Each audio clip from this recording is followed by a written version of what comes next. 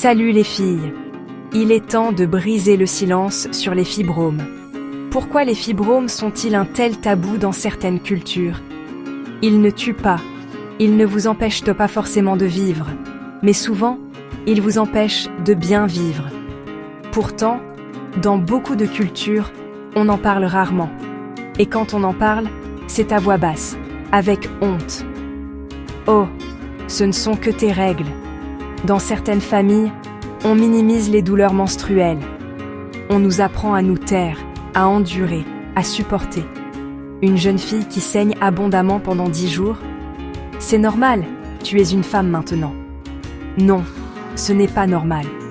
Les règles ne devraient pas vous clouer au lit, vous faire manquer l'école ou le travail, vous rendre anémique. Parler de son utérus? Impur, dit-on. Dans certaines traditions, parler de son cycle, de ses règles, de ses douleurs gynécologiques, c'est sale, honteux, tabou. Cela crée des générations de femmes qui cachent leurs douleurs, qui n'osent ne pas consulter, qui pensent que c'est comme ça, qui culpabilisent de ne pas être fortes comme les autres. L'infertilité? Les fibromes, elles peuvent parfois empêcher une grossesse ou provoquer des fausses couches à répétition. Mais dans certaines cultures, une femme sans enfant est tout de suite jugée. Personne ne se demande si elle souffre en silence, si elle a vu 3 gynécologues, si elle a pleuré seule dans sa salle de bain. Les fibromes, c'est aussi porter des vêtements amples pour cacher un ventre gonflé. Vivre dans la peur de tacher ses draps, saigner abondamment tous les mois, se réveiller épuisée, vidée, incomprise.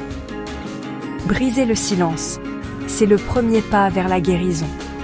Nous avons besoin d'espace où les femmes peuvent parler de leurs douleurs, comprendre que ce n'est pas normal, être écoutées sans moquerie, recevoir des solutions douces et respectueuses pour leur corps. Parler des fibromes, c'est redonner de la dignité à l'utérus.